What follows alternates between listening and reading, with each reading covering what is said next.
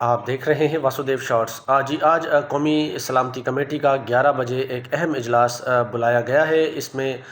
تینوں مسلح افواج کے سربراہان اور سروسز چیف بھی اس میں شرکت کریں گے، جو سیکیورٹی کے معاملے سے پارلیمنٹیرین کو بریفنگ دیں گے۔ اس میں اپوزیشن کی جانب سے پہلا مطالبہ یہ کیا گیا تھا کہ ہم ایک APC بلاتے ہیں، آل پارٹی کانفرنس، اور اس میں عمران خان کو بھی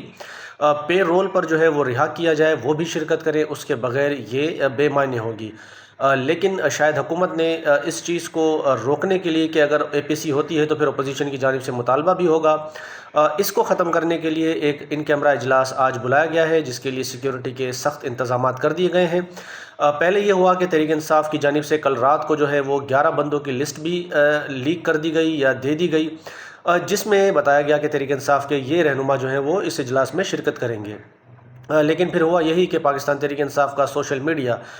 اس پر جب تنقید ہوئی تو پھر وہ نام واپس ہو گئے ہیں، لیکن آج اجلاس ہونے جا رہا ہے۔ اس میں پاکستان تحریک انصاف کی جو سیاسی کمیٹی ہے، اس نے علی امین گنڈا پور جو صوبے کے CM ہیں KPK میں،